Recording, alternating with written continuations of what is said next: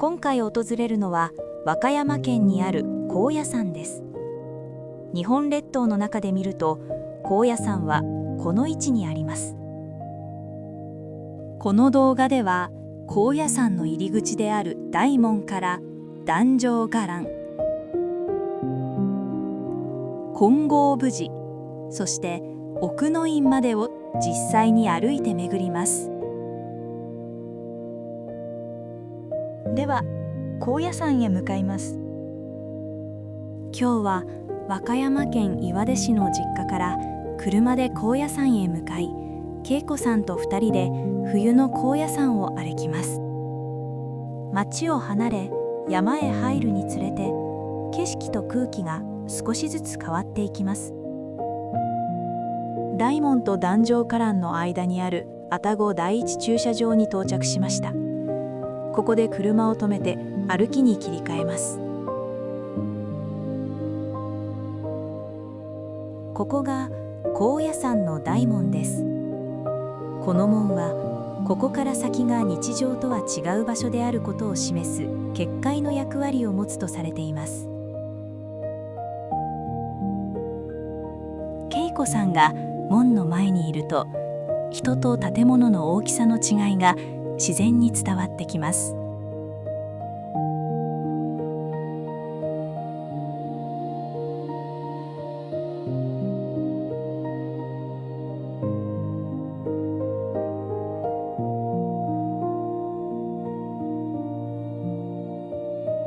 この門を境に、私たちは日常の世界から信仰と祈りの世界へと静かに足を踏み入れていきます。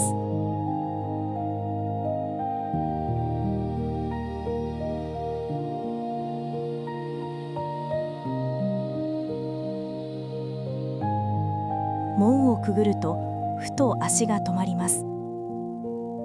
見上げると大門の屋根から雪解けの雫が静かに落ちていました。その先に高野山の町がゆっくりと広がっていきます。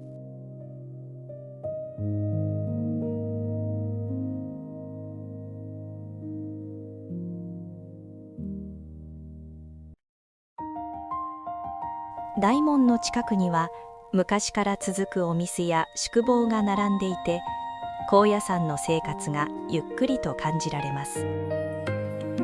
通りを少し歩くと南方道本舗があります。ここでは高野山で親しまれてきた酒まんじゅうが売られています。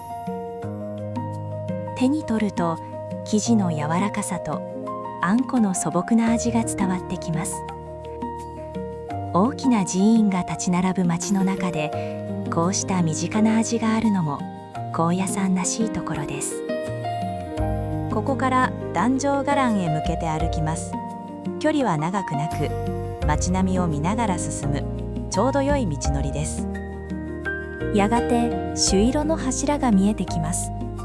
ここが壇上伽藍の入り口、中門です。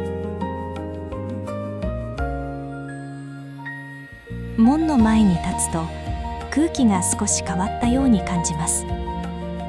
ここから先は高野山の中心となる場所です。中門には表と裏に合わせて4体の仁王像が立っています。その姿は力強く、この場所が特別な領域であることを示しています。門をくぐると正面に金堂が広がります。その奥には根本大塔や御影堂など高野山の象徴的な建物が並び、伽藍全体が一つの大きな空間として広がっています。中門をくぐると目の前に広い伽藍の空間が広がります。正面に見える大きなお堂が金堂です。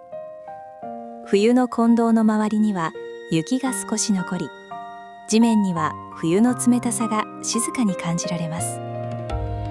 この場所は高野山で大切な法会が行われる中心のお堂として知られています。年末などの時期によっては内拝が無料の日に当たることもあります。金堂の内部は撮影できませんが、中には薬師如来を中心とした仏像が並び、落ち着いた雰囲気で整えられています。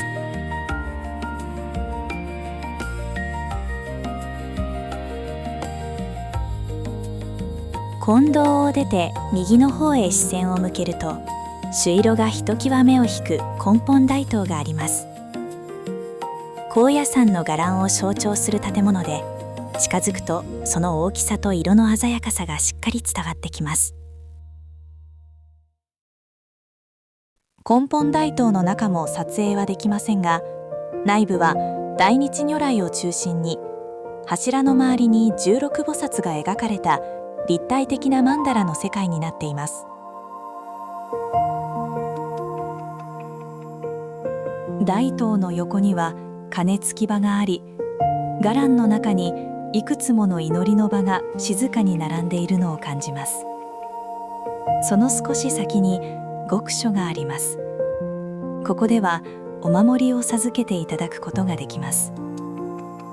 私たちもお守りを2ついただきました。手に乗せると透明な袋の中に今日この場所を歩いた記憶や願いがそっと収まっていくように感じます。伽藍を後にして進むと金剛峯寺へ続く道、蛇腹道が見えてきます。足元の冷たさを感じながら視線は少しずつ前へ、そして上へと向かい、やがて空が静かに広がっていきます。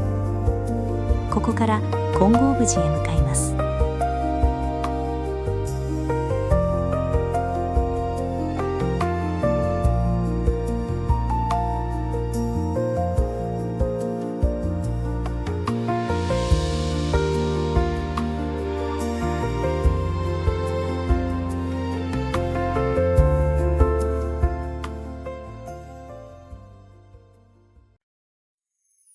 金剛峯寺入り口に到着です。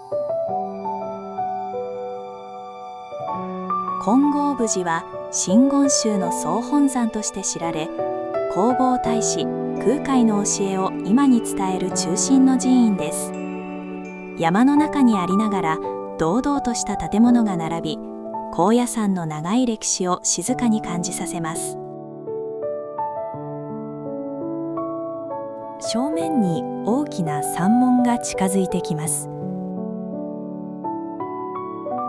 門の前に立つと、その広がりと重みがこの場所の重要さを自然に伝えてきます。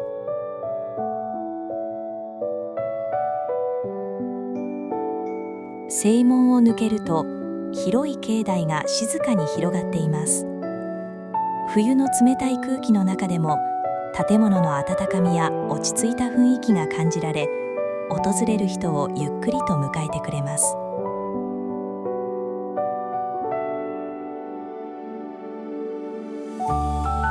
屋根の上には火事を防ぐための天水桶が置かれています。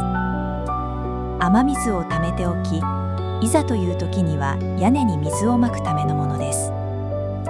普段はあまり気づきませんが、寺を守ってきた大切な工夫が今も受け継がれています。さらに進むと未完成の格子窓が見えてきます。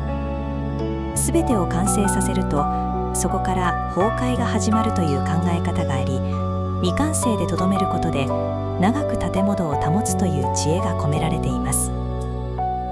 この後、金剛峯寺の内部を拝観しましたが、今回は外観を中心にお届けいたします。外側から見るだけでも建物の静けさや高野山らしい佇まいを感じることができます。奥の院へ行く前にこの後ランチにしたいと思います。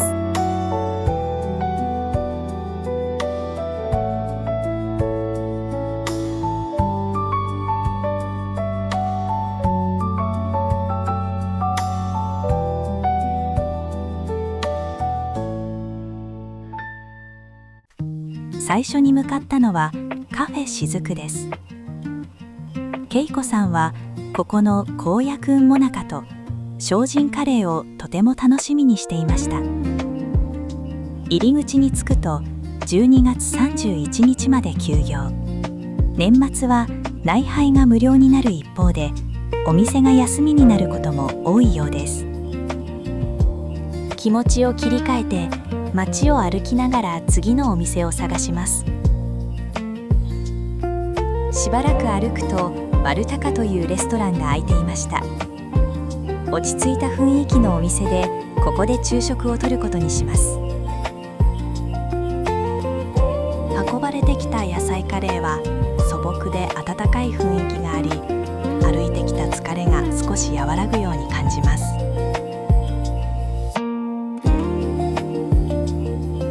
大きな豆のフライを割ると、中には粗く砕いた豆がぎっしり詰まっていて、しっかりとした食べ応えがあります。精進料理のようでもあり、外国から来たビーガンの人にもきっと喜ばれそうな一皿です。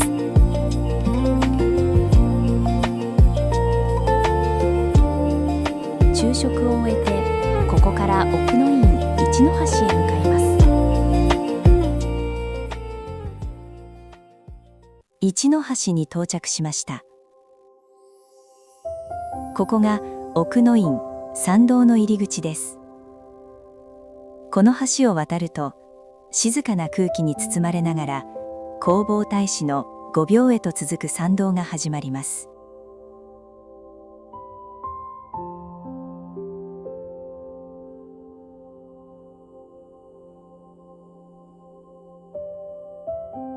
橋を渡るとすぐに樹齢の長い杉の木が立ち並び、まっすぐな参道が奥へと続いていきます。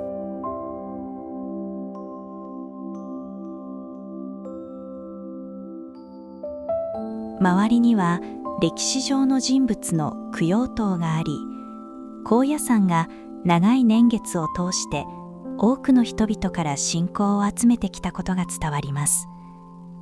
戦国の時代を生きた人々の名前が続くと、時代を超えてここに祈りが届いていることが自然と感じられます。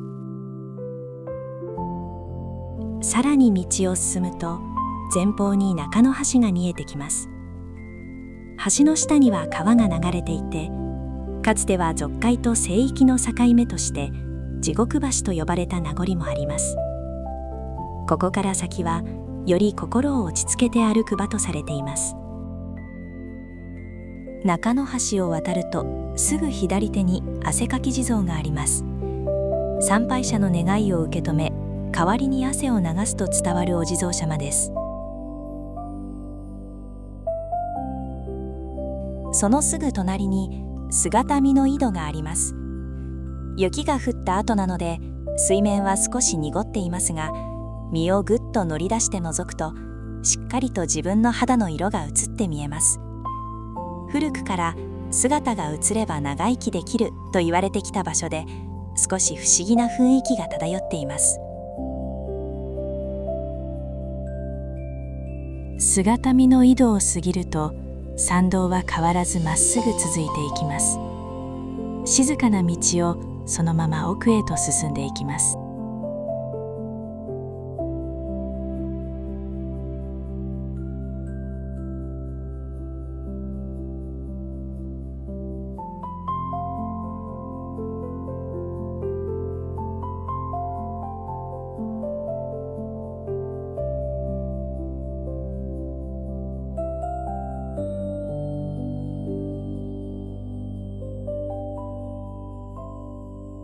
しばらく歩くと前方に詰所の建物が見えてきます。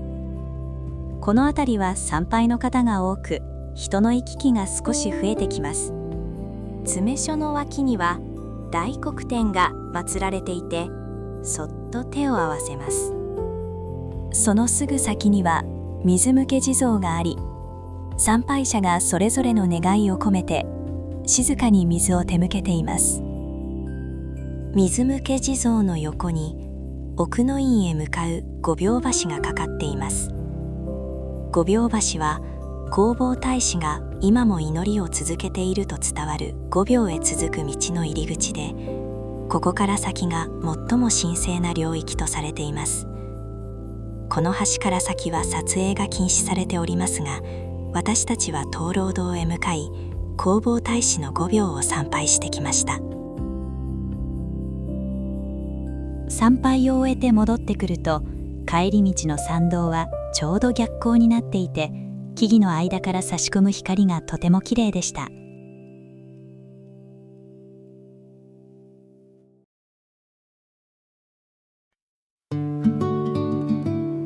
ようやく一の橋へ戻ってきました。橋のあたりもちょうど逆光になっていて、眩しい光が道全体を包み込んでいました。行きとは少し違う明るさの中で、参道の静けさがまた別の表情に見えてきます。